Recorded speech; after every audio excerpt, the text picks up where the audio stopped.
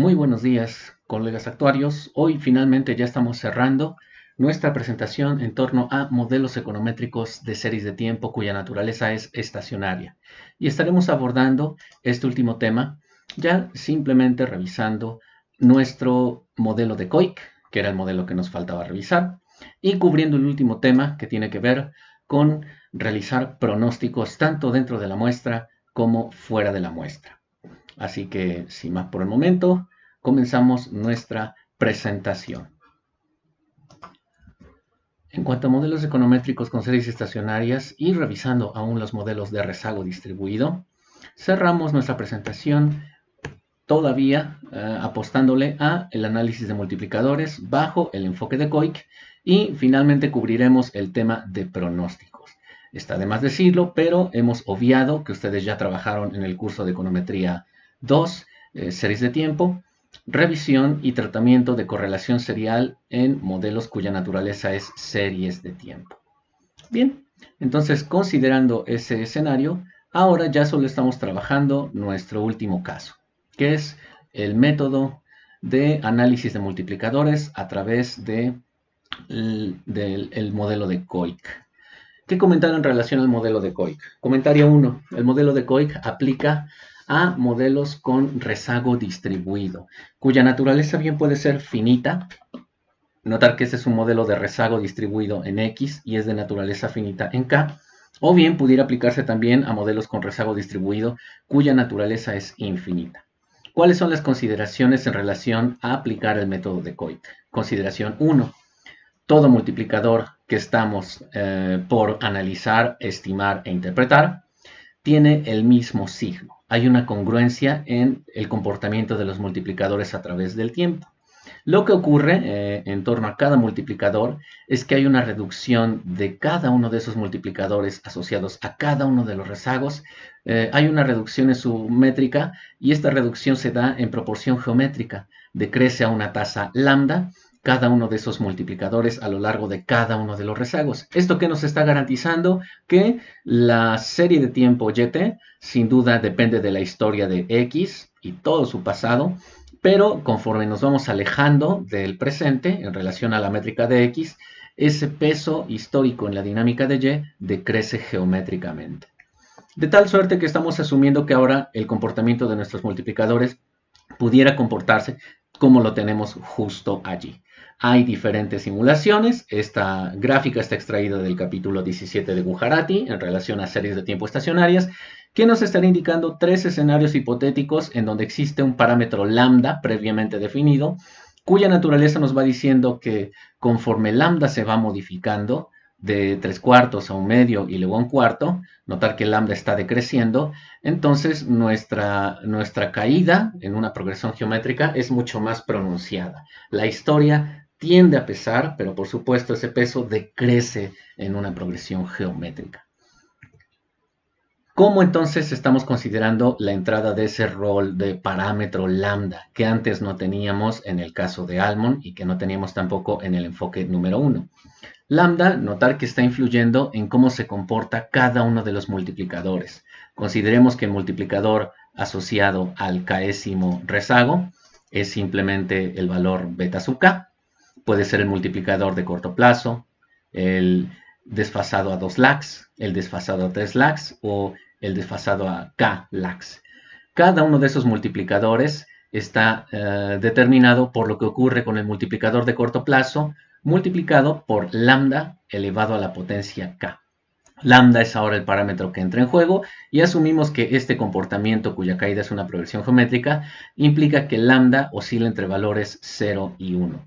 Este es el conjunto de consideraciones que motivarían el aplicar el método de Koik. Si la intuición de tu base de datos, si la intuición de tu fenómeno te da la idea de que posiblemente la variable y obedezca a una historia de una variable x y esa historia decrece en una progresión geométrica, entonces no dudes en utilizar este enfoque denominado el método de Koik. Reiteramos, el método de Koik aplica en modelos cuya naturaleza inicial es una naturaleza de rezago distribuido. ¿Cómo entonces se determina el multiplicador de largo plazo? Aquí ya vimos cómo se multiplica, cómo se determina, perdón, el multiplicador para cada uno de los rezagos. ¿Cómo se determina para el caso de largo plazo? Para el caso de largo plazo simplemente será la sumatoria de todos y cada uno de esos multiplicadores de corto plazo, como nosotros lo teníamos determinado desde el método previo, pero eso bien puede estarse reinterpretando simplemente como beta 0, el multiplicador de impacto, multiplicado por 1 sobre la diferencia entre 1 menos el parámetro alfa que ahora entra el juego. Ese entonces es el asunto con cómo hallar los multiplicadores asociados a cada rezago. Esta sería la expresión con la cual podemos hallarlos. Y el multiplicador de largo plazo bien es la sumatoria de cada uno de esos beta k que nos estemos enfocando. Esta sumatoria está asumiendo que el modelo con rezago distribuido es infinito. Nosotros podríamos acotarlo al valor último, que es el késimo mayúsculo, si quieres verlo así. Pero una manera mucho más sencilla de evitar este cálculo es simplemente apelar a esta definición, que tiene como únicos argumentos o parámetros requeridos para calcular el de largo plazo, beta 0, el multiplicador de impacto, y lambda, que es nuestro parámetro adicional que entra en juego en este modelo de COIC.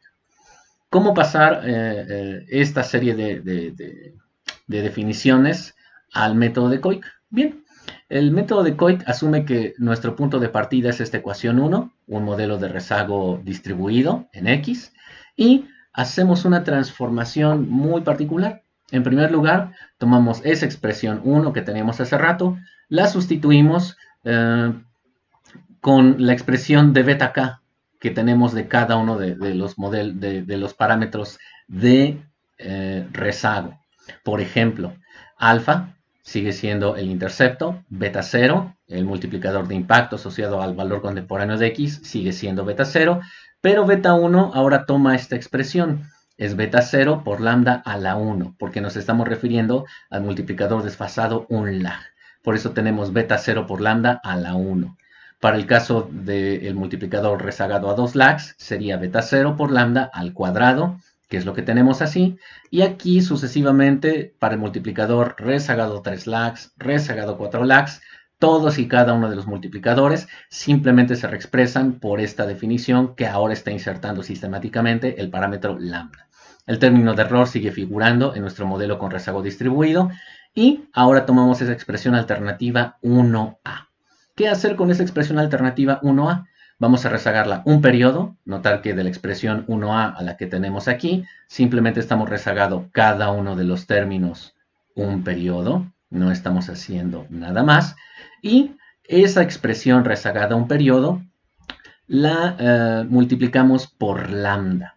Vamos a insertar entonces ahora el producto por lambda, que no implica más que tomar esta expresión que está aquí, y multiplicar entonces ambos lados de la igualdad del modelo de COIC en el modelo de punto de partida de COIC, quiero decir, multiplicarlo por lambda.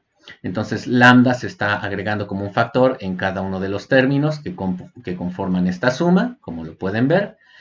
Con ello tenemos una expresión alternativa 2. Esa expresión alternativa 2 es una expresión alternativa al punto de partida que motiva el método de COIC. Finalmente, el modelo básico de COIC, ahora sí, en sentido estricto, lo obtenemos simplemente restando la expresión 2, esta que tenemos aquí, a la expresión 1A. De tal suerte que este es nuestro minuendo y el sustraendo es este que tenemos aquí. Restando esta expresión a la ecuación 1A y regrupando en términos de y, agradeceré que ustedes lo realicen paso a paso, es una demostración bastante sencilla. Llegamos al modelo básico de COIC, que es YT, una expresión familiar, es la variable dependiente. Emerge un nuevo intercepto. Notar que ese nuevo intercepto ahora es alfa que multiplica a 1 menos lambda. Ese intercepto ahora es el intercepto del modelo de COIC. Beta 0xt es nuestro regresor harto conocido, el regresor que aparecía en nuestro modelo de rezago distribuido que estaba aquí, solo que ahora el modelo de COIC asume que ya no tenemos toda la estructura de rezagos distribuidos necesaria para calcular cada uno de los multiplicadores, sino lo único que necesitamos es simplificar el modelo. El modelo ahora incluye un proceso autorregresivo de la variable y. Notar entonces que el método básico de Koik o la transformación de Koik implica que, en primer lugar, partes de un modelo con rezago distribuido en X, aplicas la transformación que sugiere Koik y llegas a esta expresión mucho más simplificada. Esta expresión simplificada ya no es un modelo con rezago distribuido, como lo verán ustedes, sino simplemente es un modelo con proceso autorregresivo de orden 1. Esa es la transformación básica de Koik, pasar de un modelo con rezago distribuido a un modelo con proceso autorregresivo. Está de más decirlo, pero VT simplemente es la resta de UT, notar que estamos restando cada uno de estos términos, UT, menos lambda UT menos 1. Esa es entonces nuestra expresión nueva del error transformado bajo la forma funcional de Koik. Este es entonces el punto de partida para hacer análisis de multiplicadores ahora. La duda razonable es, ¿qué sentido ha tenido pasar de un modelo con rezago distribuido a un proceso autorregresivo en el modelo de Koik? Bueno, tiene un doble sentido. En primer lugar, simplificar la estructura del modelo. Notar que este modelo tiene un costo específico. Si nosotros lo estimáramos, si fueran demasiados rezagos los que trabajaremos en este modelo, el costo en el cual incurrimos tiene que ver con la pérdida de grados de libertad en series de tiempo. Y sin duda que quienes trabajan series de tiempo observarán que perder 15 observaciones, 12 observaciones en un modelo econométrico cuya naturaleza es mensual, quizás solo tiene 5 años, sin duda que la pérdida en grados de libertad es muy grande. Por eso la ventaja del modelo de Koik es que esta transformación te ayuda a perder menos grados de libertad, hay una menor estimación de parámetros, de hecho solo tenemos el parámetro alfa por estimar, lambda por estimar y beta sub 0, que es el multiplicador de impacto de corto plazo. Entonces, una estructura quizá tan extensa como esto se simplifica y nos hace ganar grados de libertad. Segunda consideración, además, esta estructura tan sencilla nos permite hallar todos y cada uno de los multiplicadores que de entrada me interesaban sondear, solo que con una estructura mucho más simple. ¿Cuál es la expresión que me permite hallar todos y cada uno de esos multiplicadores?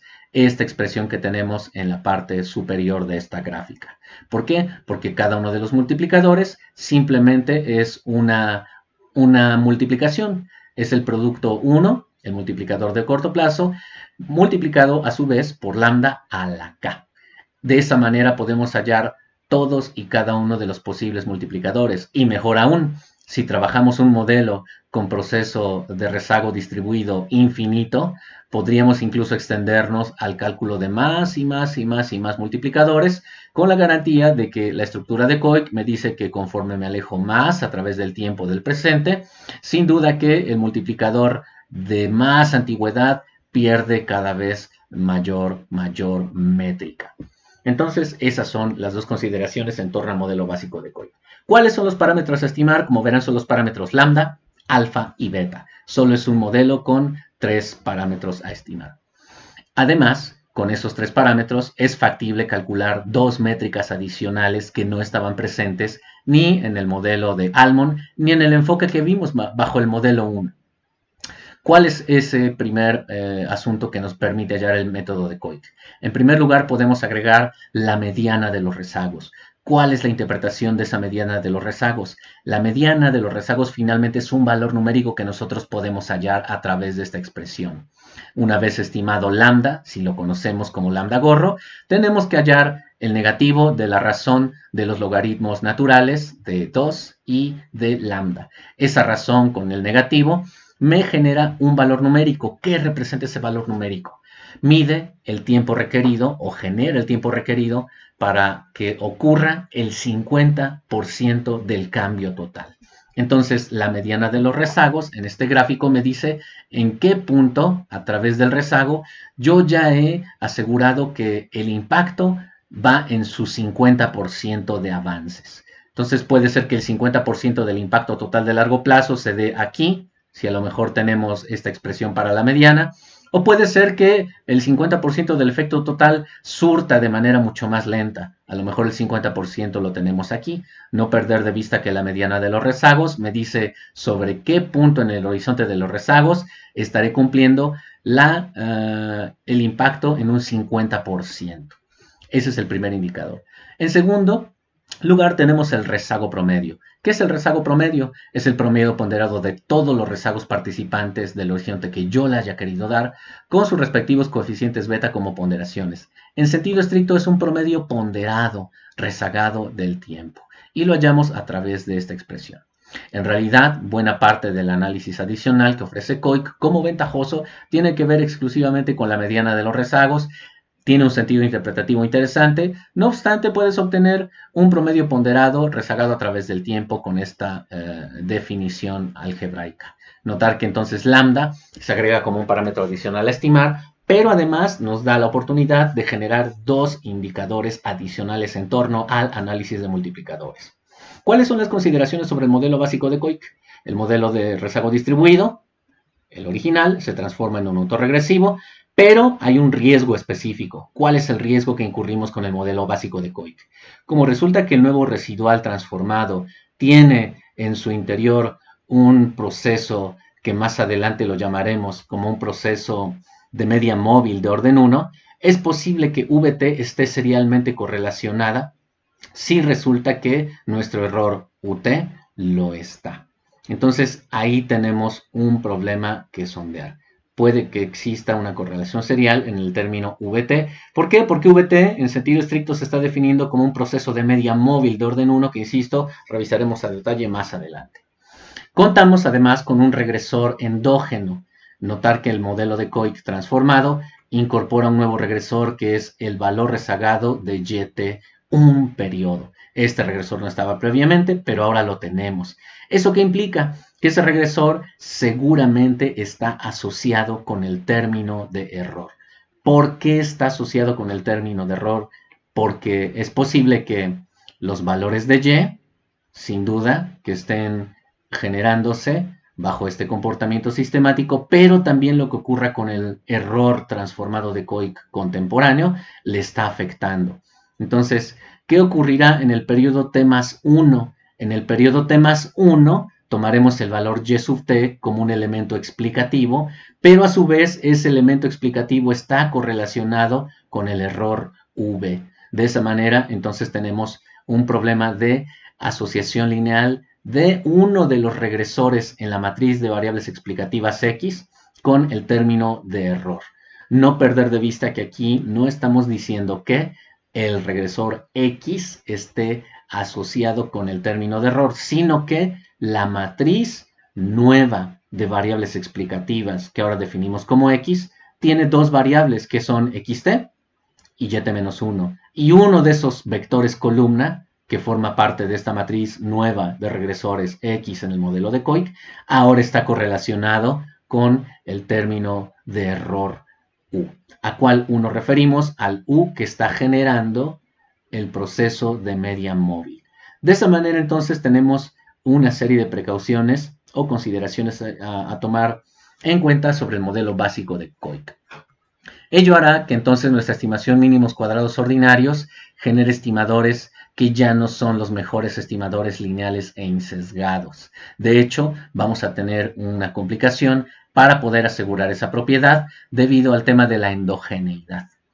¿Qué es lo que se recomienda? Bueno, si vas a realizar el modelo de COIC, no generes una estimación vía mínimos cuadrados ordinarios. Lo recomendable es abandonar ese modelo y abonar a una estimación bajo un método que nos garantice de nueva cuenta que los estimadores obtenidos, tanto de beta como de lambda como de alfa, sean deseables en términos estadísticos.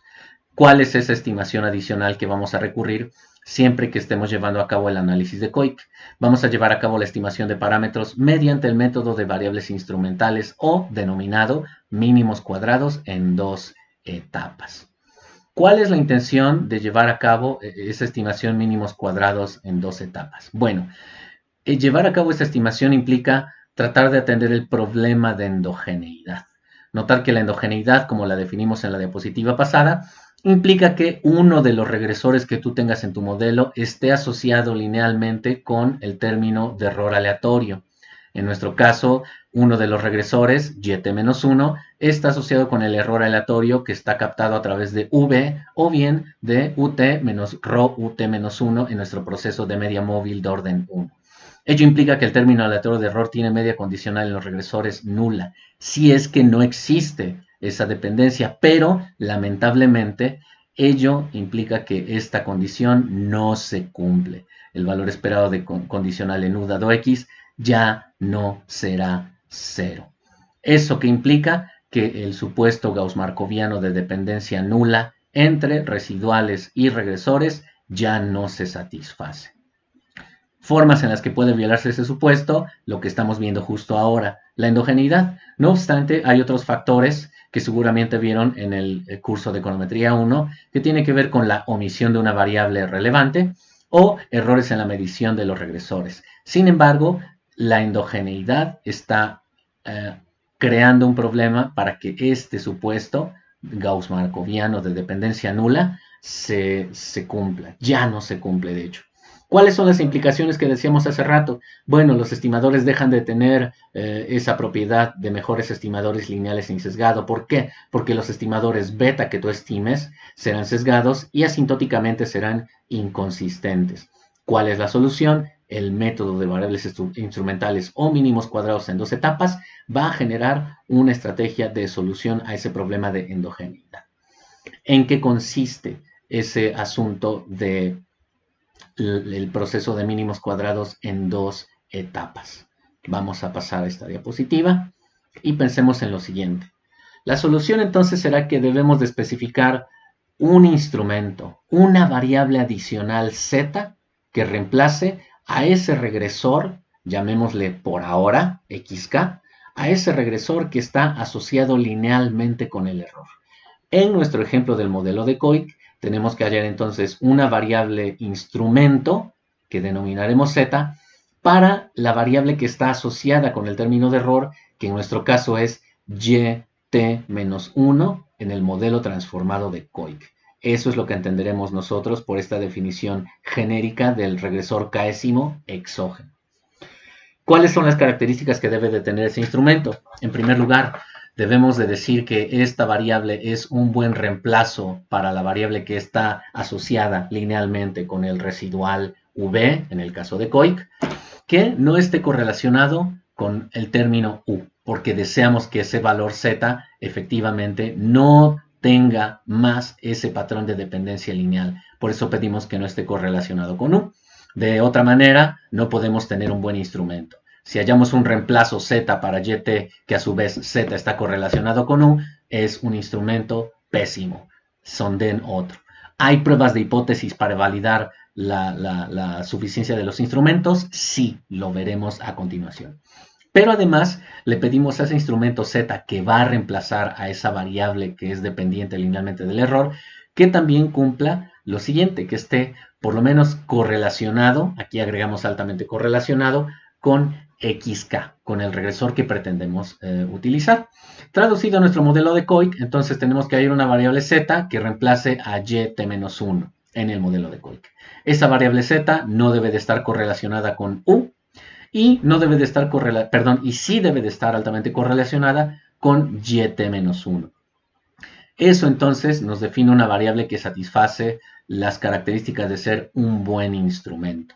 Es factible tener un solo reemplazo para esa variable que es endógena, pero es posible también que exista un vector de variables agrupadas en z que tenga m variables instrumentales que reemplacen conjuntamente a esa variable endógena. Podemos tener un solo instrumento o podemos tener múltiples instrumentos para esa variable endógena. De tal manera que, entonces, la estimación de mínimos cuadrados con dos etapas o los estimadores de variables instrumentales se desglosan en dos etapas. ¿Cuál es la etapa 1? Bueno, si podemos definir ese instrumento como factible o ese conjunto de instrumentos como factible para reemplazar a la variable endógena, aquella que está correlacionada con el término de error u, es importante que realicemos en la etapa 1 la regresión de la variable endógena, xk, contra el resto de variables que no son endógenas. Les llamaremos variables regresoras exógenas, así como todos sus instrumentos. Trasladado entonces a nuestro modelo de Koik, ¿cuáles son los esquemas que tendremos que reemplazar aquí? 1. La variable endógena. ¿Cuál es la variable endógena en el modelo básico de Koik? La variable endógena en el modelo básico de Koik es yt-1. Esa será nuestra variable endógena. ¿Cuáles son el resto de variables exógenas que aparecen en el modelo? El resto de variables exógenas que aparecen en el modelo específico de Koik son solo una. Esta variable xt. Es solo esta variable la que definimos como exógena. ¿Por qué? Porque estamos implicando que no hay una dependencia lineal entre x y v. Porque no hay una dependencia lineal entre x y el término de error original ut de mi modelo con rezago distribuido, ya sea finito o infinito. Entonces, este juega el rol de endógena, este juega el rol de exógena y finalmente tendríamos que hallar todos los instrumentos z a incorporar en esta regresión de la etapa 1. Esas son las características de mi etapa 1. Si tengo entonces esta estructura definida con variables claramente identificadas como exógenas e instrumentales para una variable endógena, esta estructura me dice algo muy sencillo. Esta estructura me dice cómo la variable que es endógena puede ser explicada por el conjunto de regresores exógenos, por una posible colinealidad con los regresores exógenos, pero además por una colinealidad o una correlación con todos los instrumentos. ¿Cuál es el plus de este XK? Que cuando yo obtenga los valores ajustados denominados XK gorro, ya no captaré el efecto de la endogeneidad. ¿Por qué? Porque este valor ajustado que yo estimaría de esta regresión estaría captando cómo XK se mueve solo por dos grandes fuentes de variación. Primer gran fuente de variación, el conjunto de regresores que por definición son exógenos, es decir, por regresores que no tienen nada que ver en términos de una dependencia lineal ni con U ni con V, en el caso del modelo de Koik. Pero además, también el segundo componente de variación que explica este valor ajustado XK representa un componente de variación que es explicado por los instrumentos que tampoco están correlacionados con U. Si observan entonces este valor ajustado de XK, simplemente te dice que vas a utilizar esta regresión auxiliar en la etapa 1 con fines de depurar la parte endógena correspondiente a la variable xk que asumías como endógena. En nuestro caso, vamos a depurar el componente endógeno, vamos a deshacernos de ello para tener el componente de variaciones de yt-1 en el modelo de Koik, que ya es exógeno, que ya no depende linealmente o esté asociado linealmente con el residual u del modelo de Koik o con el residual v del modelo de Koik que teníamos diapositivas atrás. Los valores ajustados representan en ese sentido una media ponderada o una combinación lineal de variables exógenas y de los instrumentos que, dicho sea de paso, también son exógenos al término de error U. Entonces, eso es lo que nosotros tenemos como la etapa 1. ¿Cómo visualizar entonces esta estructura a realizar en Stata para el caso de Koik? Nuestra variable endógena dependiente será yt-1. Del conjunto de regresores exógenos, aquí solo tenemos uno, que es xt, y nos hace falta definir el instrumento. ¿Cuál será ese instrumento z? Nos falta aún hallar eso. Pero pensando que sí es factible tener ese instrumento, entonces agregaríamos ese instrumento, realizamos esa regresión y podemos depurar el componente endógeno del componente exógeno para mantener exclusivamente el componente exógeno o el componente de variación de yt-1 que no depende linealmente del residual generado a través de la transformación del modelo de Koik. Finalmente, aprovechando esta etapa 1, podemos entonces, si es factible tener esos instrumentos, podemos evaluar la correlación entre los instrumentos y el regresor endógeno. Es decir, esta regresión auxiliar de la etapa 1 me da la oportunidad de validar esta propiedad 2. Hasta dónde efectivamente sé que los instrumentos están altamente correlacionados con XK. Bueno, lo sabré si evalúo la significancia individual de cada uno de estos instrumentos en caso de que existan, o de uno solo, si solo existe un instrumento. Por ejemplo, pensemos que solo existe un instrumento para nuestra variable endógena. Pensemos que solo existe este instrumento y los demás no los tenemos por ahora en mente. Entonces, si solo tenemos un instrumento, ¿cómo validar que ese instrumento Z esté altamente correlacionado con XK? Como verán, una prueba de significancia estadística basada en esta información muestral para validar la significancia estadística del verdadero valor del parámetro θ1, me diría si el impacto que tiene Z1 o el componente de dependencia lineal que tiene Z1 hacia XK es significativamente distinto de 0 o no. Por lo tanto, podríamos hacer un single test en donde la hipótesis nula sea que el θ1, parámetro asociado al regresor, sea igual a 0. Si esa hipótesis es verdadera, entonces sabremos que Z no es un buen instrumento. ¿Por qué? Porque si esta hipótesis es verdadera, entonces resulta que Z1 no influye linealmente en XK y por lo tanto Z no está correlacionado de manera significativa con el regresor endógeno. Pero se confronta contra una alternativa. ¿Cuál es la hipótesis alternativa? La alternativa es entonces pensar que ese valor θ1 en realidad es significativamente distinto de 0. Si resulta que la hipótesis alternativa no la puedo desechar, si es válida, entonces Z1 sí es un instrumento adecuado. Notar entonces que eso en el caso de que tuviéramos un solo regresor.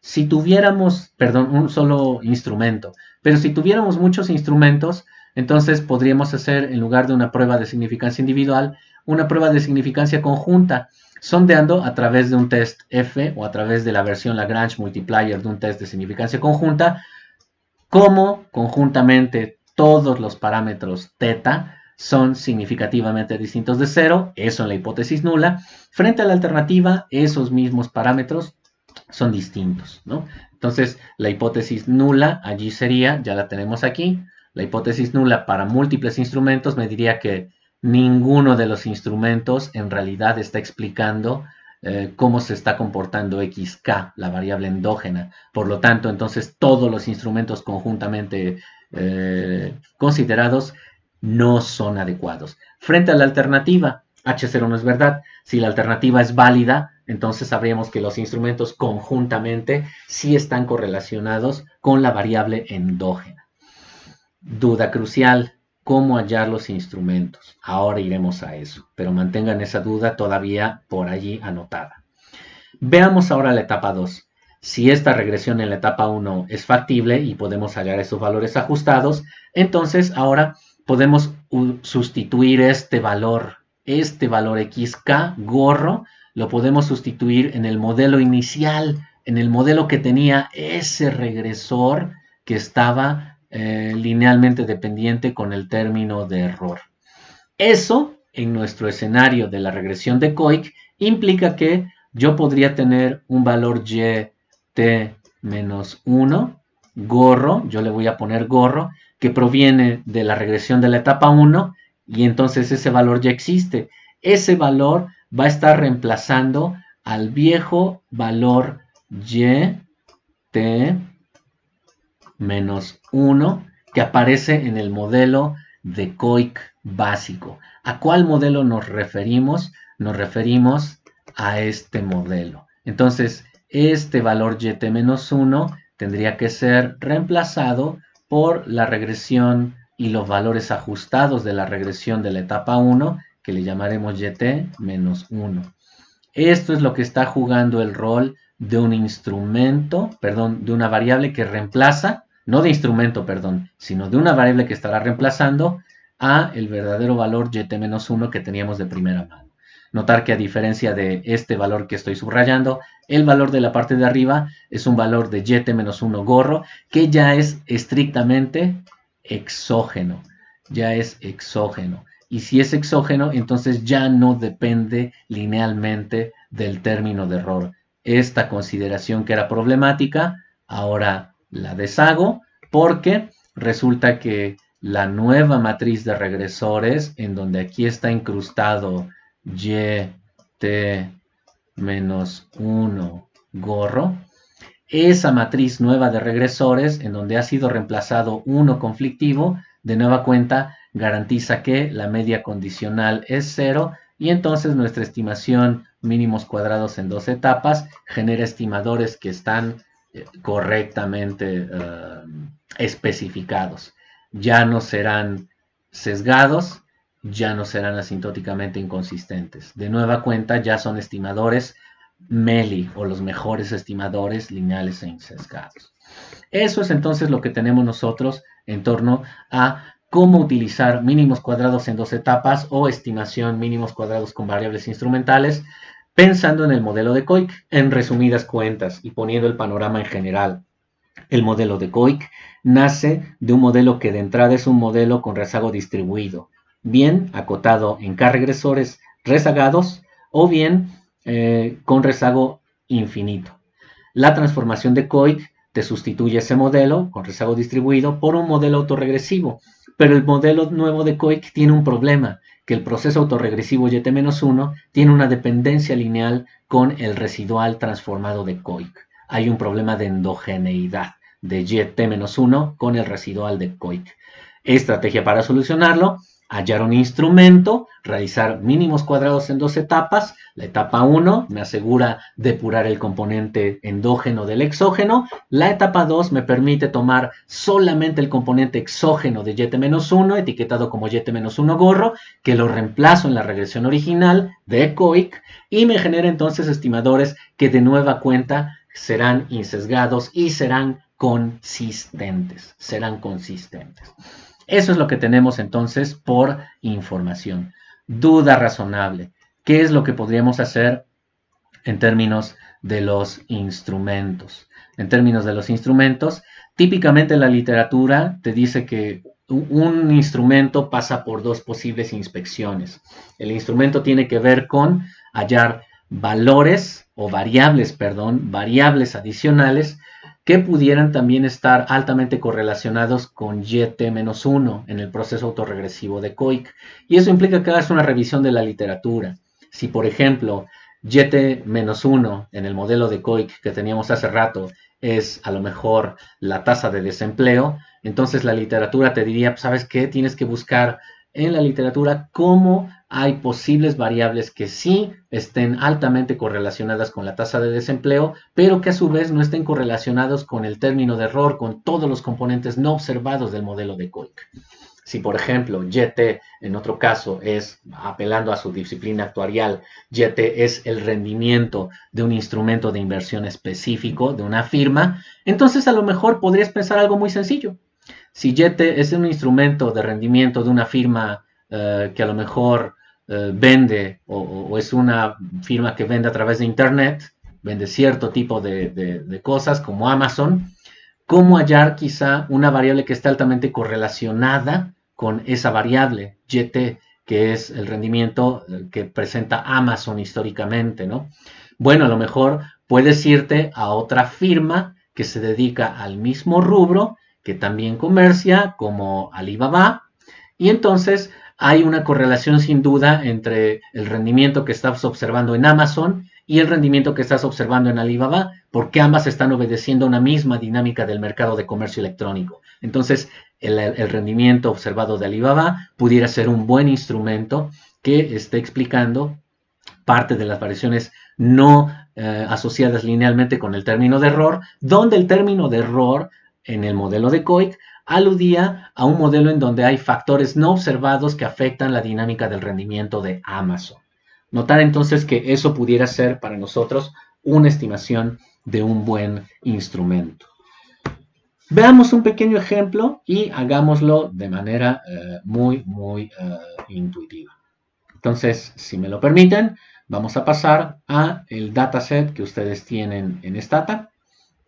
Vamos a activar esa ventana y tenemos entonces este dataset que aparece por allí. Vamos a pensar en lo siguiente. Abran por favor su sesión de Stata, ábranse un Do y ahora vemos la base de datos. Empecemos con un dataset que no viene en la presentación que ustedes ya tienen posteada en el blog. No obstante, esa presentación con esos datos y ese ejemplo que sí aparece en el blog, agradecer que ustedes la realicen paso a paso apelando a este ejemplo que, insisto, no viene en esas diapositivas. Entonces, empecemos con el dataset. Me parece que sí lo están viendo. Sí, efectivamente lo están viendo. Vamos a utilizar la línea 140 que tiene como división caso 3, método de COIC, para un dataset que denominamos de primera mano inventarios. Si ustedes ejecutan ese do, lo pueden descargar de la presentación de la sesión pasada. Está posteado de la semana pasada, me parece que fue por ahí del jueves o el viernes, ustedes chequenlo. Yo ejecuto ese dataset. Entonces, la naturaleza de la información que allí aparece, notar que tiene que ver con una serie de tiempo, en donde tenemos el inventario a través del tiempo y las ventas. Notar que aquí tenemos las existencias de cierto producto y las ventas de ese mismo producto. ¿Cuál es el modelo que nosotros estamos considerando a continuación? Bueno, notar que como seguimos trabajando modelos cuya naturaleza es estacionaria, no puedo trabajar las series como están allí. Está como tarea para ustedes revisar que las series tal cual aparecen allí no son estacionarias. Lo pueden hacer a través de un tsLine de manera muy intuitiva. tsLine, sales. Notar que sales tiene una naturaleza claramente no estacionaria. Es un proceso con tendencia. Lo mismo ocurre para inventarios.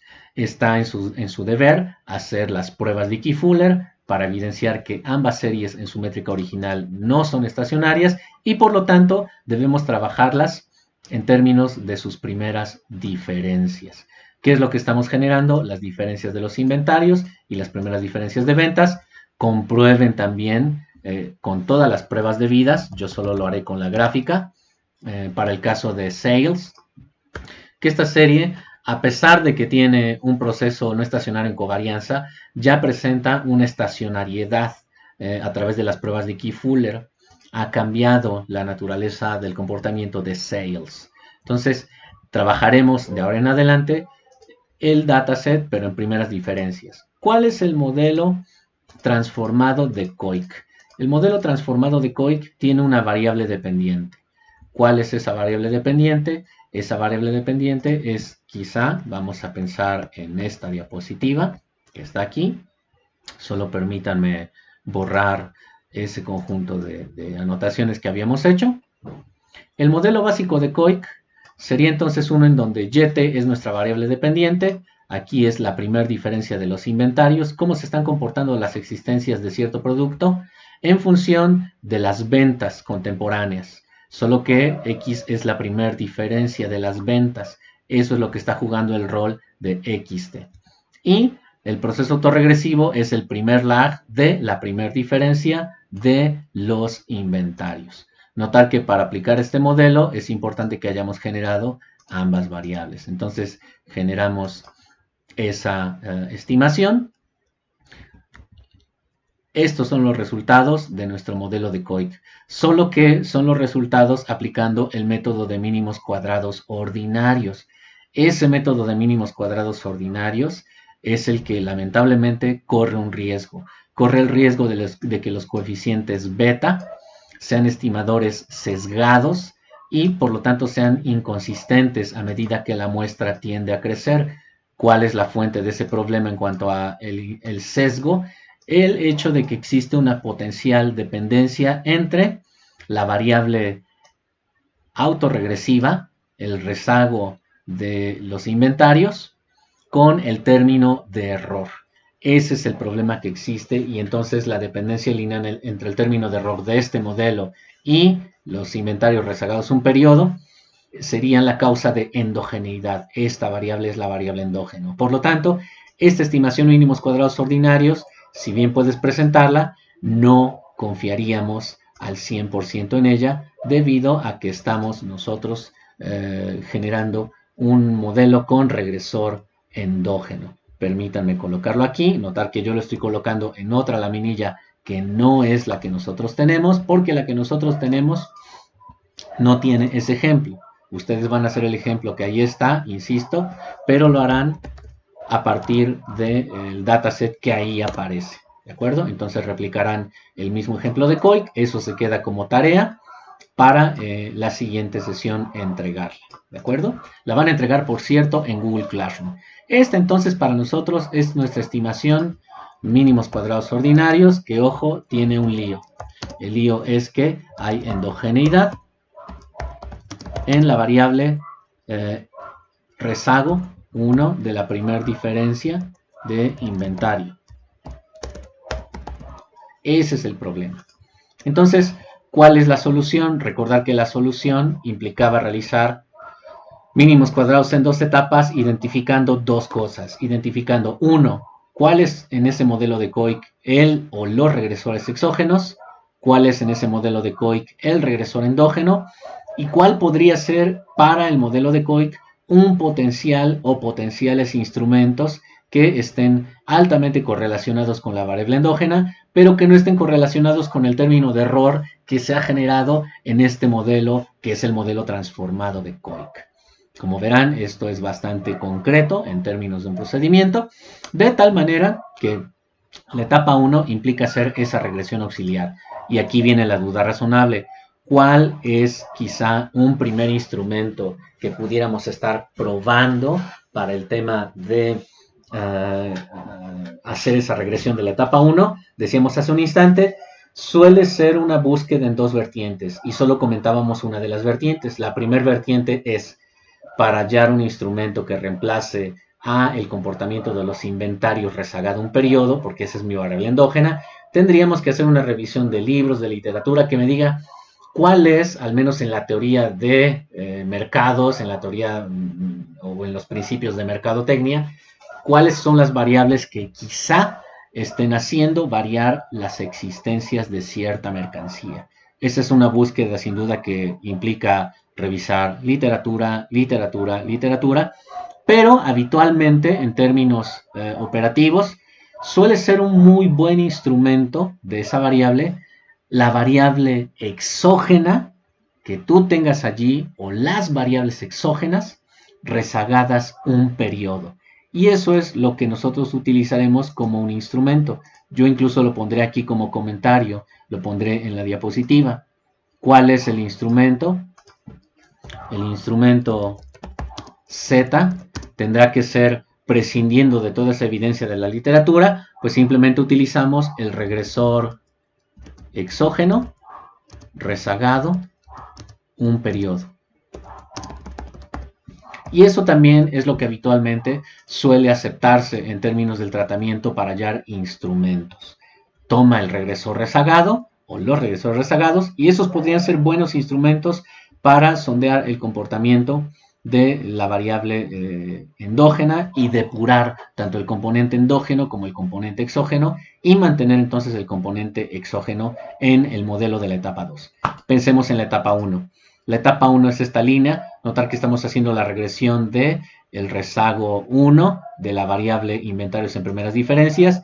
Este es el regresor endógeno. Esto está jugando el rol de XK en mi presentación. Permítame poner el puntero láser. Eso es lo que está jugando el regresor XK.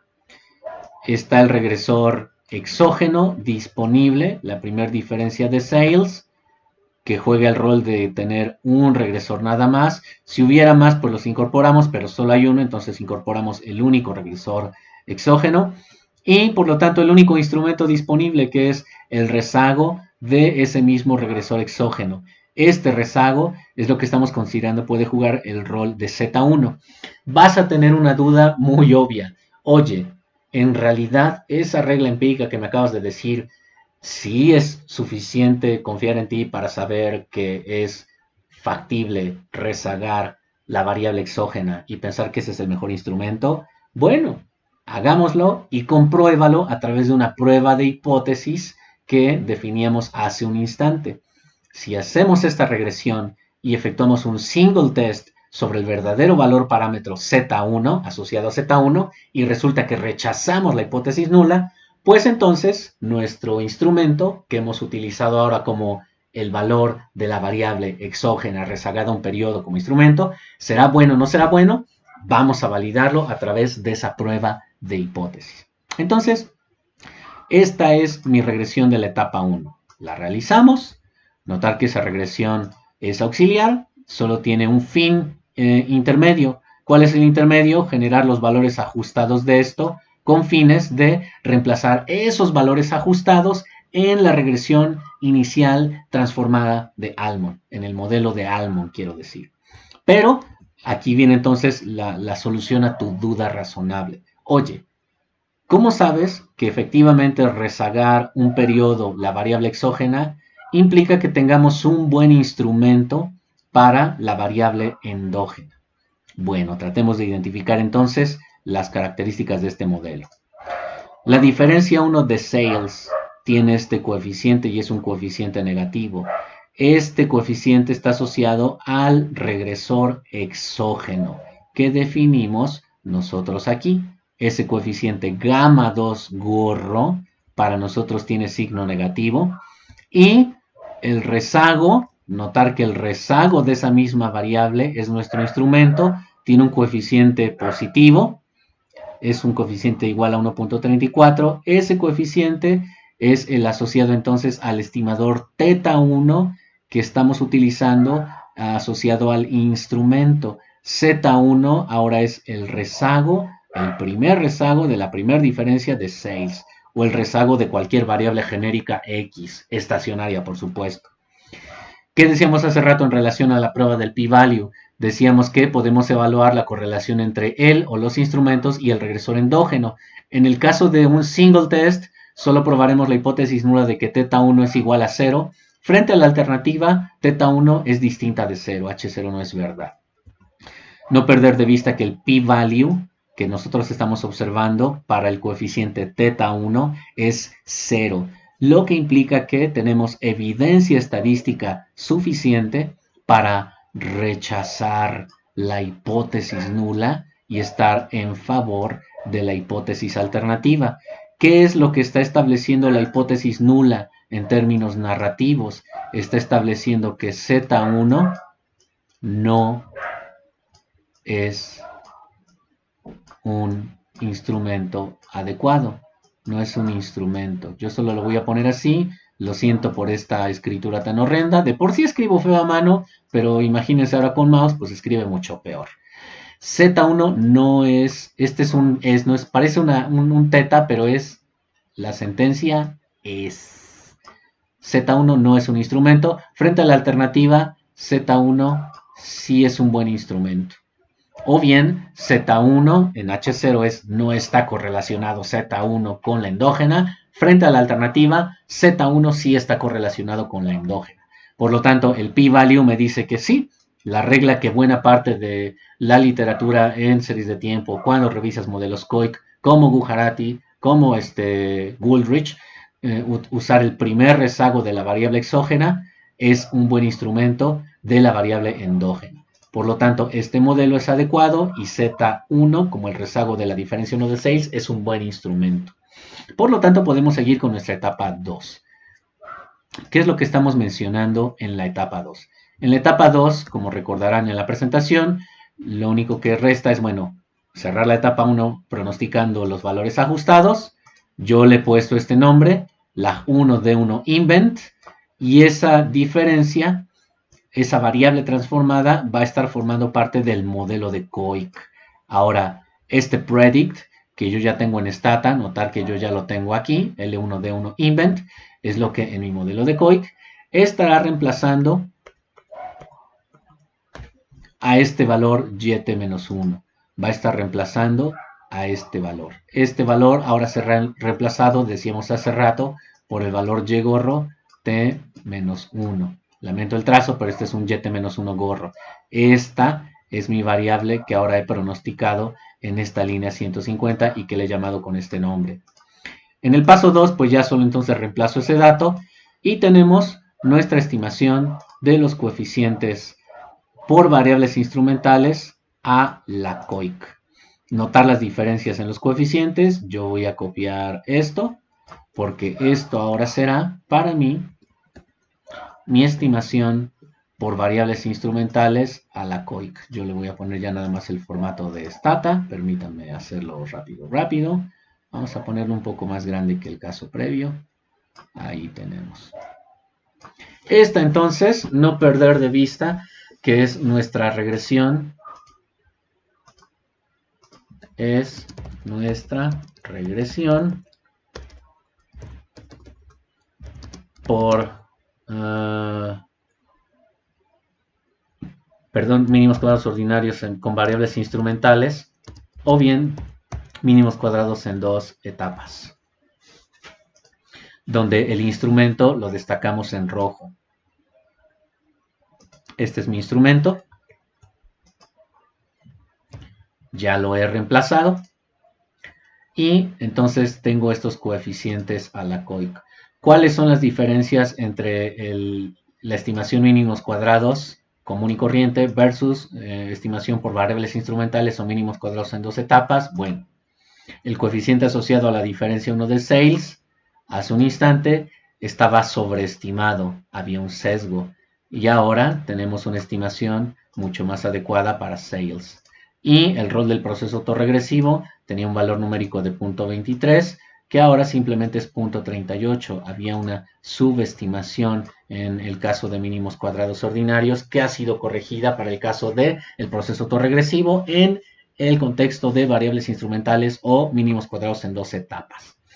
Esas son las diferencias sustanciales que nosotros tenemos por allí. Notar entonces además una ventaja adicional. Hemos mejorado relativamente bien, yo diría, la significancia estadística del proceso autorregresivo, porque antes el p-value era de 0.045, de entrada el proceso autorregresivo tenía un impacto significativamente distinto de 0, pero cuando usamos mínimos cuadrados por variables instrumentales, mejoramos esa significancia estadística porque hemos hecho que ese p-value sea mucho más pequeño. Ahora, valga la expresión, es más significativa la variable asociada al proceso autorregresivo en mi modelo transformado de COIC. Comentar entonces, en resumen, que frente a la estimación del modelo de COIC mínimos cuadrados ordinarios, tenemos una mejor estrategia, que es estimar el mismo modelo de COIC, pero por variables instrumentales o mínimos cuadrados en dos etapas. Hasta ahí entonces ya tenemos nuestra estimación del método de COIC. ¿Podemos hacer esto de manera mucho más rápida? Sin duda. Lo hemos hecho a mano solo para sondear qué es lo que estamos trabajando en cada uno de los casos. Pero podríamos tener una estimación mucho más cómoda si ustedes sombrean el comando que está en la línea 156. Como observarán, en la línea 156 tenemos el comando Instrumental Variables Regress o IV Regress. El procedimiento es to stage least squares, mínimos cuadrados en dos etapas. Defines tu variable dependiente, que es la diferencia de los inventarios, una variable estacionaria. Tu variable exógena, que es la diferencia 1 de las ventas, también una variable estacionaria. Ambas son variables integradas de orden 0, no perder de vista eso. Y entre paréntesis, estamos generando el instrumento. Lo que estamos diciendo que será el instrumento para el rezago de los inventarios es el rezago de las ventas. Y queremos indicarle con las opciones que nos presente los resultados de la primera etapa. Entonces, si ejecutan ese comando, pueden apoyarse si tipean help IV regress. Yo lo voy a dejar ahí escrito. ¿Qué es lo que les da el comando help IV regress? Les va a generar un menú de ayuda para sondear qué es lo que ocurre específicamente cuando utilizas esa estimación a través de mínimos cuadrados en dos etapas o con variables instrumentales. Si ejecutamos ese comando, notar que llegamos a las estimaciones de primera etapa. Stata nos está presentando los coeficientes de primera etapa que nosotros generamos hace un instante aquí. Esta fue mi estimación de primera etapa a mano. Observen los coeficientes que obtengo. Y la estimación en Stata que me está generando los mismos coeficientes beta de la etapa 1. En la etapa 2 ya estamos sustituyendo el componente puramente exógeno, no asociado linealmente con el término de error, en el error transformado de COIC.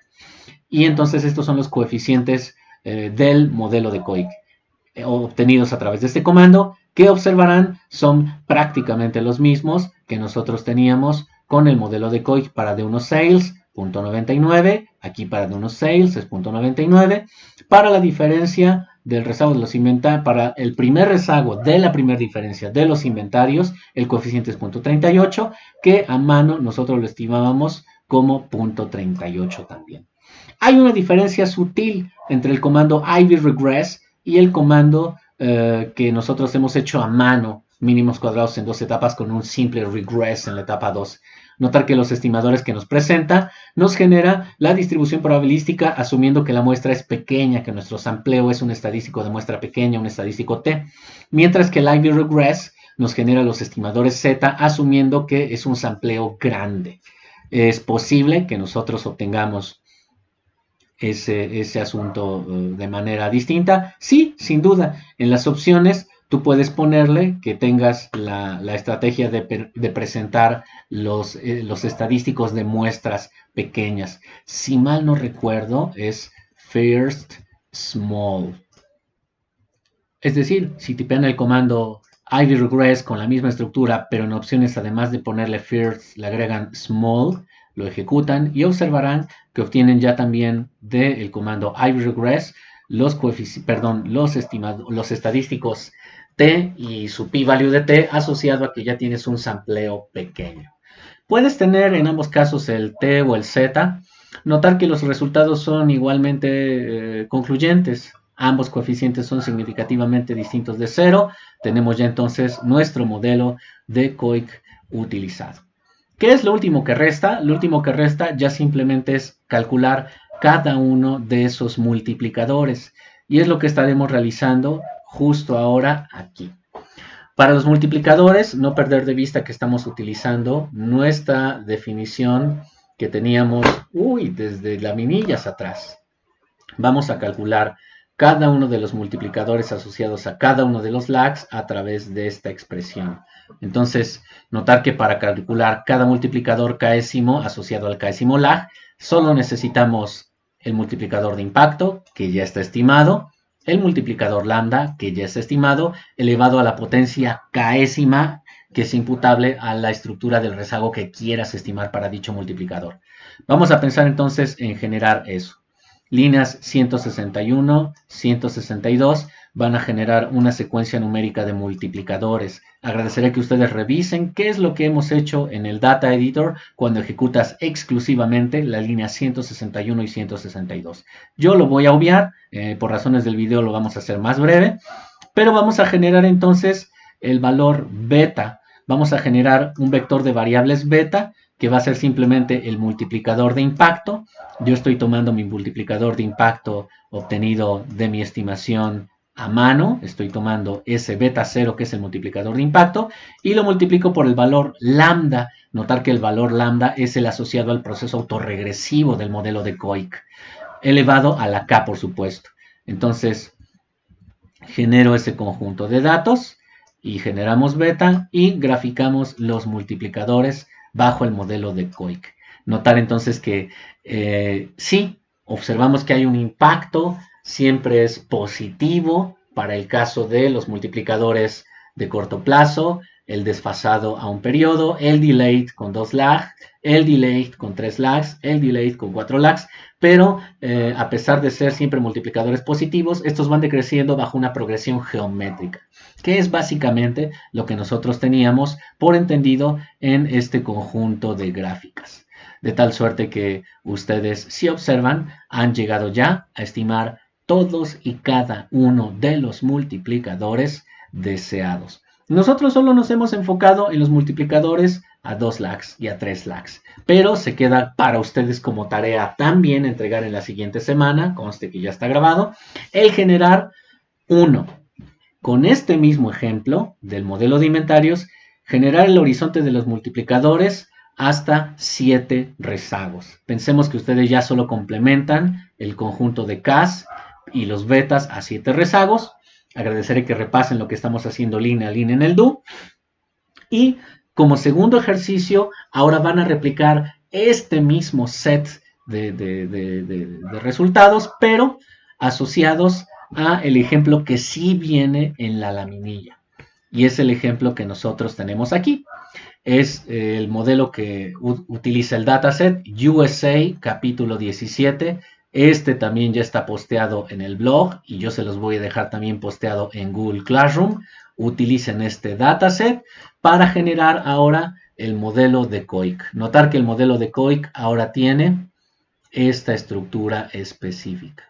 Estamos hablando de las variables GCPC, IDPC y GCPC rezagado un periodo. Notar que estas variables las estamos trabajando así, en niveles. Por favor, que la tarea implique lo siguiente. 1. Generen esta estimación, por favor, así en niveles. No trabajen primeras diferencias ni nada por el estilo. Y hagan en el paso 1 la regresión mínimos cuadrados del modelo de COIC. Comprueben que llegan a este. Paso 2. Apliquen la estimación por mínimos cuadrados en variables instrumentales con la etapa 1 y la etapa 2. Paso 3. Efectúen el mismo procedimiento con el comando ivregress. Y entonces asuman que los coeficientes hallados son exactamente los mismos que los que estamos hallando en la etapa 2. Por ejemplo, este punto 0707 es el mismo punto 0707 que tenemos aquí. El punto 900 o 9108 es el mismo 9108. Evidentemente aparecen en orden distinto porque nuestra regresión manual incorporó de manera distinta el orden de las variables explicativas. Pero en esencia estamos replicando los mismos resultados de mínimos cuadrados en dos etapas. Notar que esta versión alternativa está presentando los estadísticos para muestras grandes, pero si quisieran utilizar el valor t-statistic, aquí tendrían que agregar la opción small, tal como aparece aquí. La versión small ya te está generando los t-statistics y el p-value asociado a cada uno de los coeficientes para sondar cuáles son significativos y cuáles no son. Una vez teniendo ese ejemplo número 2, que también formará parte de la tarea a entregar en la próxima sesión del día martes, por favor, realicen simplemente la estimación de los multiplicadores de cada uno de los periodos. Notar que ustedes ya pueden hallar el multiplicador de largo plazo. Interprétenlo, por favor. La mediana del rezago, interprétenla. Y el rezago promedio, interprétenlo. Este conjunto de resultados nosotros ya los tenemos repasados desde que vimos nuestro primer ejemplo con interpretación y análisis de multiplicadores. Notar que teníamos multiplicadores interim, el interim a un lag, el interim a dos lags, el interim a q lags. Teníamos los multiplicadores de impacto, los delayed a un lag, los delayed a dos lags, los delayed a q lags, el multiplicador de largo plazo. Si tienen dudas sobre cómo volver a reinterpretar los multiplicadores para este ejemplo número 2, por favor, vuélvanse a revisar esta diapositiva, esta serie de diapositivas de esta presentación y están más que invitados a repasar todavía el capítulo 17 de Gujarati, Damodar Gujarati. ¿Qué comentar entonces ya como nota última? Solo comentar que ustedes ya tienen una tarea específica allí, ya se las había entregado la semana pasada, muchos de ustedes ya me la entregaron esta semana, la estoy empezando a revisar, hubo notas en particular, me parece que César decía, oye, ¿sabes qué? Yo no puedo hacer el ejercicio 3 porque sí hay muchas dudas, y evidentemente había dudas, César. ¿Por qué? Porque no lo habíamos visto como lo hemos visto ahora, pero espero que para César y para todos ustedes ya quede mucho más claro el cómo atender el asunto de la actividad número 3 de la tarea de la semana pasada con el caso de el modelo de COIC. Entonces están llamados a trabajar esa parte para que ustedes tengan ya mucho que hacer. De todos modos, esta presentación tiene mucho de material de apoyo. Cómo interpretar los multiplicadores de corto plazo. Estos son los interim a un lag, el interim a dos lag. No perder de vista que los interim son sumatorias. A diferencia de los delayed, los multiplicadores delayed son los exclusivos de cada uno de los rezagos. No estamos sumando, sino estamos interpretando exclusivamente el multiplicador asociado a ese delay. ¿De acuerdo? Entonces, interpreten eso, por favor. La fecha de entrega será el próximo día martes. Entréguenlo por favor en un PowerPoint con su interpretación. Por ahora los do's no los manden, pero sí les agradeceré que sesión a sesión, video a video, los do's que estén realizando, guárdenlos en una carpeta. Este do fue de tal video, de tal día, de tal sesión. Este otro do es de tal video, tal día, tal sesión, etcétera, etcétera. Para que ustedes vayan compilando sesión a sesión, sí, su portafolio como de archivos do que de repente les puedan estar apoyando en investigaciones posteriores. Aquí estamos presentando los multiplicadores, etcétera, etcétera. Hasta ahí tenemos entonces nuestro tema cubierto en torno al análisis de multiplicador. No decimos por ahora adiós, sino más bien nos dedicaremos a trabajar algo que aún queda pendiente. ¿A qué tema me refiero como tema que queda pendiente? Me refiero a este que todavía nos queda por ver, pero lo vamos a ver de manera muy rápida, el asunto del pronóstico. ¿Qué hacer en relación al forecasting? Porque ya entonces hemos utilizado modelos con rezago distribuido, modelos autorregresivos con rezago distribuido, bajo diferentes estrategias para realizar análisis de multiplicador. Ahora, ¿qué es lo que podemos hacer en términos del pronóstico?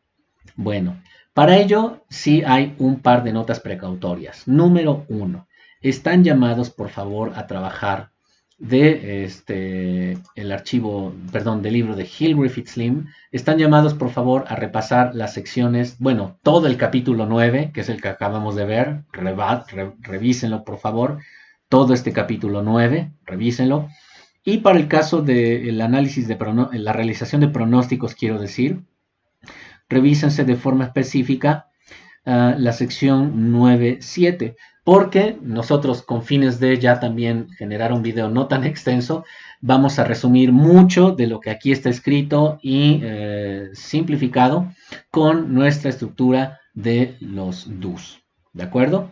Entonces, sí será importante que por favor ustedes repasen ese capítulo 9, particularmente a la sección 9.7, el capítulo 17 de Gujarati, para el tema de los rezagos de Koike y de Almond, y con ello ya estarán entonces con los elementos básicos necesarios para realizar modelos econométricos en un escenario donde las variables que tú tienes allí involucradas son series de tiempo, ¿de acuerdo? Entonces esa es la nota número 1. La nota número 2, antes de ver este asunto del análisis de multiplicadores, tiene que ver con el modelo que está apareciendo aquí, que es el de USA Chapter 17, me refiero al Chapter 17 de Gujarati.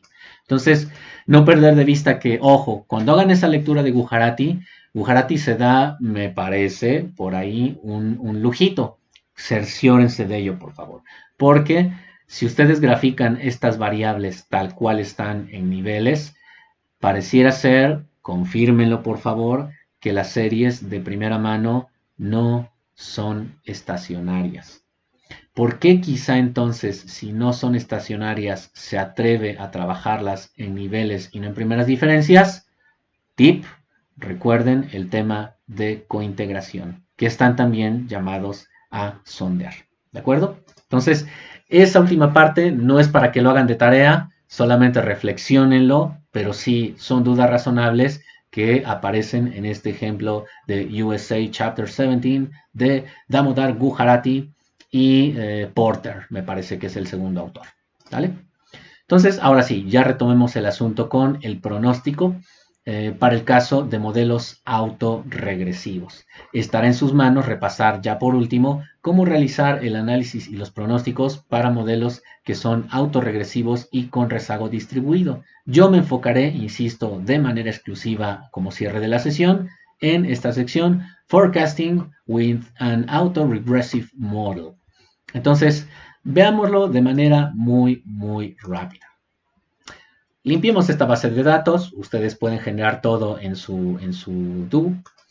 Y yo agradeceré que por favor consulten este do que ya está también posteado en el blog. No perder de vista que es el do específico para realizar pronósticos en modelos AR. ¿De acuerdo?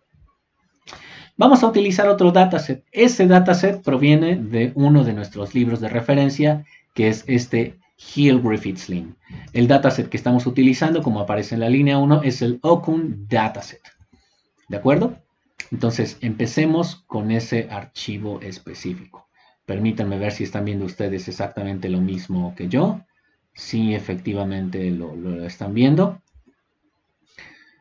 ¿Qué información es la que tiene ese dataset de forma específica? Notar que ahora tenemos dos variables G y U. ¿Cuáles son las características de ambas variables? Ambas variables están midiendo valores específicos. A saber, estamos midiendo el cambio porcentual en el PIB para el caso de Estados Unidos y estamos cuantificando la tasa de desempleo en Estados Unidos. Esa es la variable U. ¿Vale? Entonces, ese es el conjunto de variables que estamos trabajando en un modelo. Vamos a darle un formato quarterly y vamos a sondear que efectivamente es un formato quarterly. Pensemos en un primer escenario con el pronóstico de un modelo AR2. Insisto, este ejemplo prácticamente ustedes lo pueden encontrar en el libro de Hill-Griffiths-Lin, solo que ahora lo estamos resumiendo en términos de la sintaxis a plantear en Stata. Bien, ¿cuál es el punto de partida para hacer pronósticos en modelos cuya naturaleza es autorregresiva? Bueno, notar que el modelo autorregresivo propuesto de análisis inicial es pensar simplemente que el crecimiento del PIB se está autoexplicando a sí mismo. Estamos hablando quizá de procesos autorregresivos que más adelante van a ser una fuente de información bien útil cuando estemos trabajando el enfoque de Box-Jenkins, porque un enfoque Box-Jenkins muy puro implica exclusivamente sondear una naturaleza autorregresiva, si quieren verlo así. ¿De acuerdo? No obstante, por ahora prescindamos de esa implicación que hemos hecho de Box-Jenkins. Más adelante la trabajaremos con calma. Aquí simplemente diremos que la lógica del PIB está obedeciendo a su propia historia a través del tiempo. De forma específica, no perder de vista que la serie es una serie con frecuencia quarterly, lo que implica trimestral en español. Lo siento, se me fueron las cabras. Es una frecuencia trimestral y nos estamos yendo solamente a los dos primeros lags, apelando a que esos dos primeros lags generan una estructura autorregresiva de orden 2 con coeficientes significativamente distintos de 0. Entonces, este es nuestro punto de partida. Un modelo autorregresivo. Ustedes, por favor, tomen sus notas a partir del libro y a partir de esto que vean, de cómo sería la ecuación de este modelo. Yo ya no la voy a escribir, ustedes ya simplemente ahí desarrollan.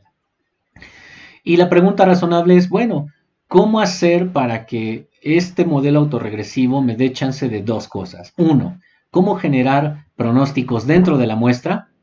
Pero ¿cómo empezar a responder pronósticos hacia afuera de la muestra, hacia valores que no tengo disponibles? ¿No? Notar que nuestra última fecha disponible es el quarter 3 de 2009, que es enero, febrero, marzo, abril, mayo, junio. Es julio, agosto y septiembre, si mal no recuerdo, el tercer trimestre. Entonces, si yo pudiera generar valores ajustados aquí, tendría estimaciones dentro de la muestra, pero eso no me sirve como actuario, porque como actuario quizá a ti te interesa saber qué es lo que va a ocurrir más allá del último dato disponible. Pensando en un ejemplo que quizá esté cerrando en este último trimestre que estamos viviendo, que es el segundo, porque estamos en enero, febrero, marzo, abril, mayo, junio, estamos en este segundo trimestre. ¿Qué es lo que podría ocurrir para el siguiente trimestre? Julio, agosto, septiembre. ¿Qué es lo que podría ocurrir para el siguiente? Octubre, noviembre, diciembre, si es que esos datos están fuera de la muestra. Esos pronósticos, como verán, son quizá mucho más interesantes que los pronósticos que nosotros pudiéramos obtener dentro de la muestra. Entonces, esa es la intención que vamos a tratar de trabajar ya como cierre. Pronósticos dentro de la muestra, pero también pronósticos fuera de la muestra. De forma específica, vamos a hacerlo para el quarter 4, el quarter 1 de 2010 y el quarter 2 de 2010. ¿Cómo rayos hacer para tener en un proceso autorregresivo valores estimados fuera de la muestra, pronósticos fuera de la muestra, Si es que, diablos, no tenemos siquiera datos de G fuera de esa muestra. Bueno, vamos a hacerlo bajo el siguiente asunto. Paso 1. Tengo mi regresión autorregresiva. Notar que ya está aquí. Y vamos entonces nosotros a generar el primer pronóstico, el segundo pronóstico y el tercer pronóstico para los periodos que no están aquí. Quarter 4, Quarter 1 y Quarter 2 de 2010. Con las líneas 10, 11 y 12. Y los listamos de una vez. ¿Qué es lo que estamos realizando allí? En muy resumidas palabras. Lo que estamos realizando es retomar una definición que aparece en el libro de Hill, Griffiths, Lim. En esa sección que les dije tienen que estar revisando. Entonces, lo que tienen que estar revisando, si me lo permiten, solo quisiera saber si están viendo este capítulo. Me parece que sí lo están viendo. Estoy viendo la página 372 del documento, específicamente el libro. Estamos en la captura de la webcam. Si estamos. Solo quiero cerciorarme de que están viendo lo que yo veo, que es la pantalla.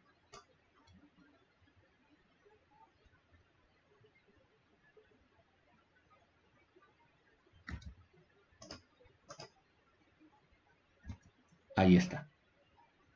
Me parece que sí lo tienen. ¿De acuerdo? Ahí está.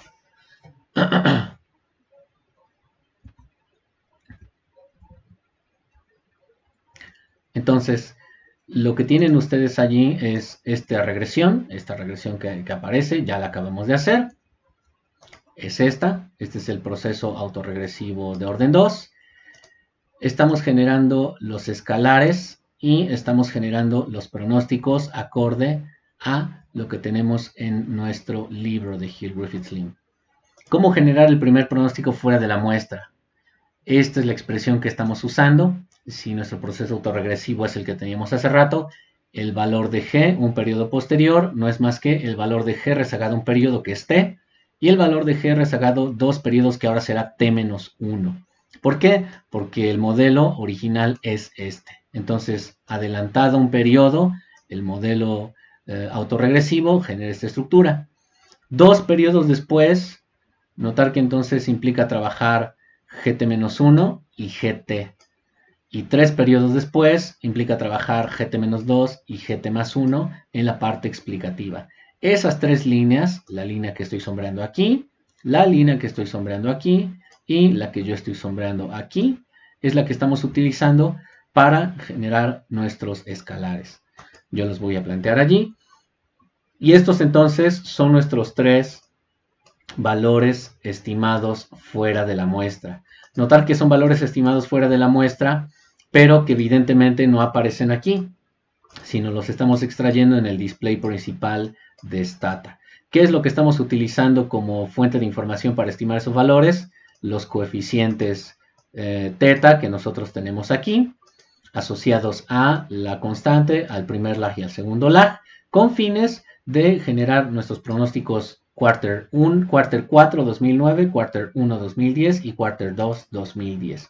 Estos son los posibles valores de la tasa de variación del PIB para el caso de la economía norteamericana. No aparecen por allí, pero bueno, ya los tenemos. Alternativamente, ¿cómo podemos incorporar esos valores en nuestro sampleo? Bueno, tomando como referencia nuestra regresión con un proceso autorregresivo de orden 2, tomando como referencia eso, entonces podemos tener ahora lo siguiente. Línea 16. Notar que la línea 16 va a generar los valores ajustados dentro de la muestra. Y entonces tenemos los valores ajustados G gorro dentro de la muestra. Eso lo podemos hacer con un simple predict, pero a mí me interesa ahora agregar aquí las estimaciones fuera de la muestra o los pronósticos fuera de la muestra. Paso 1, línea 18, agregamos 3 líneas a nuestro archivo DTA. Notar que ahora tenemos 3 líneas adicionales que corresponden al quarter 4 de 2009, como decíamos, quarter 1 de 2010 y quarter 2 de 2010. Como verán, están vacíos. Esos 3 valores son los que nosotros ya tenemos en esta parte. Punto 71, punto 93, punto 99. Solo que vamos a agregarlos a nuestro dataset. Pueden agregarlos a mano, si lo quieren así, pero yo los voy a reagregar a partir del comando replace. Notar que si ya generé la columna GF, ahora reemplazo los contenidos en la línea 99, en la línea 100 y en la línea 101. Esas 3 líneas son las líneas 99, 100 y 101. Entonces, sobre esas líneas yo voy a estar reemplazando valores. Por ejemplo, GF es la combinación lineal de estimadores y parámetros beta con los valores específicos del lag1 de G para el valor de G98, lag2 de G por el valor G97 en 99. Lo ejecutamos. No perder de vista la naturaleza de ese primer comando. Lo que estamos diciendo es que voy a tomar el intercepto de mi estimación AR, voy a tomar este valor, que es la constante, aquí está, y le voy a sumar un primer producto, el producto de la pendiente asociada al primer lag, que es lag 1G, es este que está aquí, y el lag 1G lo tengo que multiplicar por el primer rezago dentro de la muestra. ¿Cuál es ese primer rezago dentro de la muestra? Bueno, si yo quiero estimar este valor, entonces tomaré el primer rezago del valor G, que es este valor. Es el valor de la variable G en la observación 98, o como ustedes lo ven aquí, G98. Como ese es mi referente para meter el primer lag, en Stata meto precisamente eso, G98. El proceso autorregresivo me dice ahora que debo de tomar el siguiente rezago, que es GT-2, y GT-2 es tomar el coeficiente asociado al segundo lag y irme hacia atrás. Dado que quiero estimar este, me voy un periodo y 2 periodos hacia atrás en G. Tengo que tomar en cuenta este valor de punto 2 que está asociado a la fila 97 de la columna G. Ese dato G97 es el que estoy metiendo aquí y eso lo voy a aplicar en la línea 99. Esa combinación lineal la voy a insertar aquí de forma específica. Lo mismo para la línea 100, solo que veré las 2 previas y la línea 101 veré las 2 previas. Agradeceré que por favor eso lo repasen, háganlo uno a uno y notar entonces que tenemos ese conjunto de datos. Permítanme hacer un execute. Algo está apareciendo por allí. Variable GF not found. Permítanme, es que hay un detalle con eso. Le llamé GF. ¿Qué nombre le hemos puesto aquí? Ghat le pusimos. Ok. Entonces, hemos ejecutado la línea 16. Vamos a generar GF. GForecast. Me faltó ejecutarla, perdón. Ahora sí ya lo agregamos. Y reemplazamos GF. Ahí está. Notar que ahora ya lo tengo aquí. ¿Qué es lo único que me faltaba hacer? Bueno, esta línea ya estaba, pero generé una variable GF para tener los intervalos fuera de pronóstico. Pudieron haberlo hecho aquí mismo, pero yo lo hice solo para distinguir nuestra línea que ya incluye, o nuestro vector que ya incluye las predicciones fuera de la muestra. ¿De acuerdo? Punto 71807 es el mismo dato que teníamos hace rato. Punto 71807, punto 9334 es el mismo dato que está aquí y punto 9945 es el mismo que tenemos aquí. Agradecer que ustedes repasen este conjunto de comandos. Notar que el bloque 1013 te está generando prácticamente lo mismo que el bloque 1521. El two-way que estamos haciendo ya simplemente es tener nuestras estimaciones de valores ajustados dentro de la muestra, que son estos valores rojos, con las estimaciones fuera de la muestra, que son estos valores azules. Entonces, estas son mis predicciones fuera del sampleo que tengo disponible, que sin duda es relativamente interesante si tuviéramos el escenario en donde, ¿sabes qué? Solo tengo hasta el primer trimestre del año 2020. Este sería entonces el segundo trimestre del 2020, el tercer trimestre del 2020 y el siguiente trimestre del 2020, el cuarto. Ya tenemos nuestras 3 estimaciones fuera de la muestra. Obviamente son estimaciones puntuales, pero nos hace falta tener estimaciones por intervalos o intervalos de confianza para cada uno de estos estimadores puntuales, tanto dentro como fuera de la muestra. Y eso es lo que haremos en las líneas 25 a la 34. Hagámoslo paso a paso. En primer lugar, lo que voy a tomar es la varianza del término de error. La varianza del término de error la voy a retomar de mi estimación del root mean square error. Es decir, voy a tomar este valor que es el root mean square error. No perder de vista que ese root mean square error es sigma gorro. Eso es sigma gorro o la desviación estándar del conjunto de residuales de mínimos cuadrados ordinarios en este modelo AR1. Eso es sigma gorro. No perder de vista eso. Y sigma gorro me sirve como insumo para calcular la varianza de ¿qué? La varianza de los residuales. Entonces voy a tomar ese valor y lo elevo al cuadrado. Y a partir de ello voy a generar mi estimación del estándar error del pronóstico para el caso 1, estándar error del pronóstico para el caso 2 y estándar error del pronóstico para el caso 3. ¿De acuerdo? Yo lo voy a realizar con las líneas 26, 27 y 28. Duda razonable. ¿Cómo hemos hallado estos standard errors del pronóstico o standard errors of the forecast? Lo van a encontrar ustedes en Hill-Griffiths-Lin.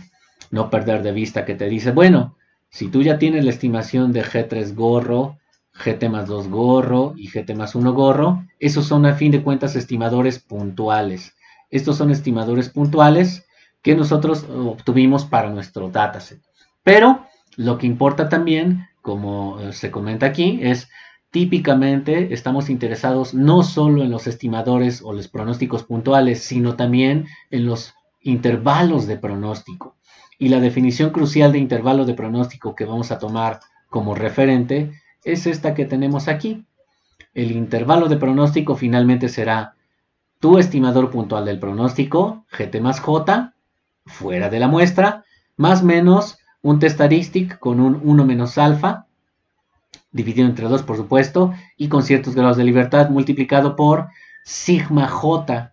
Notar que este dato ya lo tenemos, este GT más J ya lo tenemos, ya tenemos GT más J igual a 0.71, GT más J igual a 0.93, GT más J igual a 0.99. Ya tenemos nosotros ese conjunto de datos. El estadístico T-default, pues podríamos tener el 1.96, harto conocido, con los grados de libertad que estamos asociando en nuestra regresión. Pero pues default es el 1.96, ya lo sabemos. El único insumo que nos falta es sigma gorro J. ¿Qué es sigma gorro J? Como lo comentan ahí, sigma gorro J es el standard error of the forecast error, el error estándar del error de pronóstico.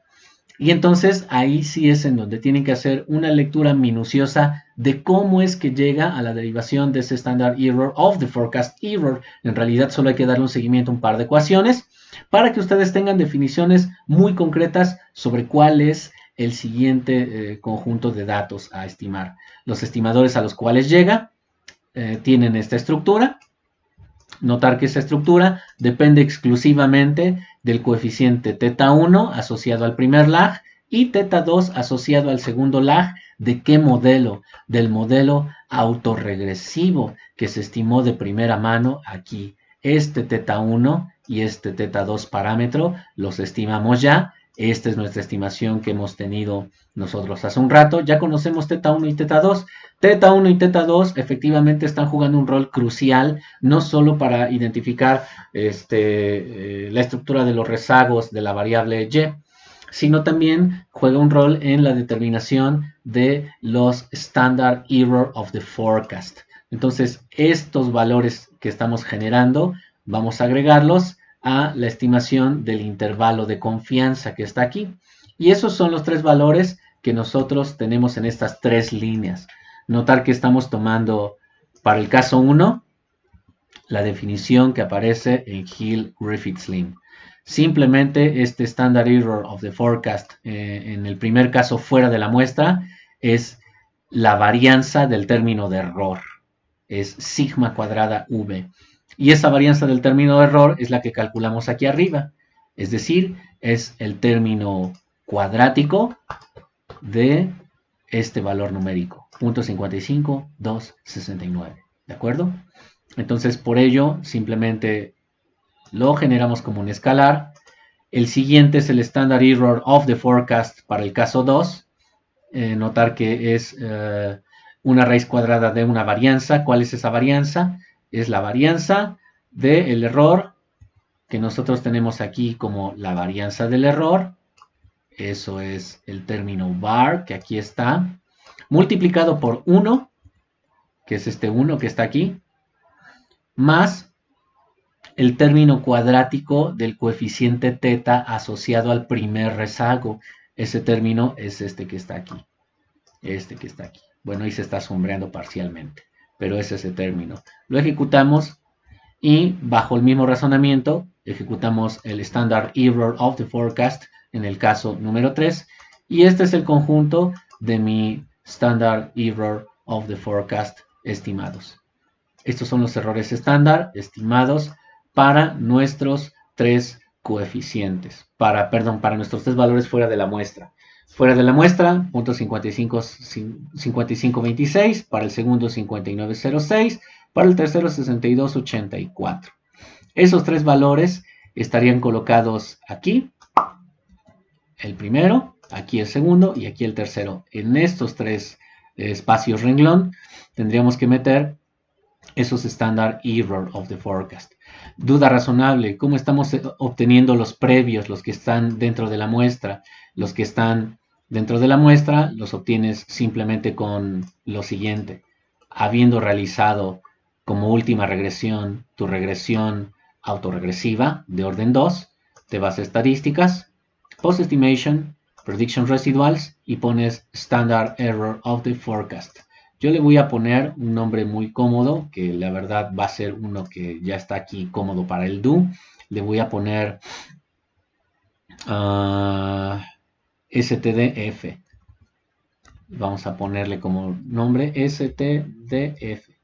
Si ustedes apelan a ese nombre y ejecutan, notarán que llegamos sin duda a un valor que ya tenemos por allí. Este es el standard error of the forecast y está para los datos dentro de la muestra. Estamos eliminando el último porque el último, este se generó, yo lo estoy volando, sé que pasó ahí desapercibido, pero lo eliminé porque nosotros lo estimamos sin duda aquí. Entonces lo estoy posteando aquí, este dato, lo estoy complementando aquí para el segundo y para el tercero lo estoy complementando así. De tal manera que ya tenemos los tres ingredientes para calcular nuestro intervalo de confianza.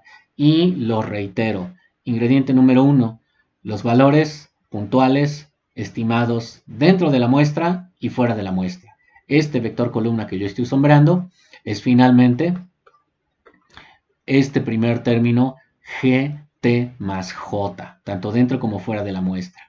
El estadístico T lo podemos definir con un display inf detail, si lo quieren así, y formará parte de esto. Y teta gorro J, ahora es esto, teta gorro J. Yo estoy asumiendo que mi T estadístico a sondear es 1.96, apelando a tablas estadísticas, y estoy generando el límite inferior de GF y el límite superior de GF, de los valores de pronóstico. Entonces los ejecuto y notar que ya tengo mi estimación puntual de los pronósticos dentro y fuera de la muestra, el límite inferior de esos pronósticos y el límite superior de esos pronósticos. Lo último que estamos realizando es un two-way de esas tres estimaciones. Ya tenemos entonces ahora nuestra estimación de pronósticos dentro del sampleo con las líneas en rojo, fuera del sampleo con los 3 puntos en azul y los intervalos de confianza con un nivel de significancia del 5%, perdón, o con un nivel de confianza del 95%, como quieran verlo allí. Pueden ponerle un título a este gráfico, estimaciones dentro y fuera de la muestra para la tasa de crecimiento del Producto Interno Bruto de la economía norteamericana de 1985 Quarter 1 a 2010 Quarter 2. Me parece que es el Quarter 2 hasta donde llega. Eso ya sin duda será parte de lo que ustedes tengan que estar llevando a cabo. Reitero, es importante que ustedes repasen todo el capítulo 9, particularmente la sección número 9.7 del forecasting, el capítulo 17 de Hillgrove y Slim, y hasta allí entonces nosotros tenemos nuestra presentación cubierta sobre el tema de modelos econométricos cuya naturaleza son series de tiempo. ¿Qué es lo que resta comentar por ahora? Bueno, lo que resta comentar por ahora simplemente es algo muy sencillo. Ya tienen por ahí actividades que hacer para la siguiente sesión. Estamos ya casi en las 2 horas. Diablos, prometí que iba a ser un video corto, pero casi estamos promediando las 2 horas siempre.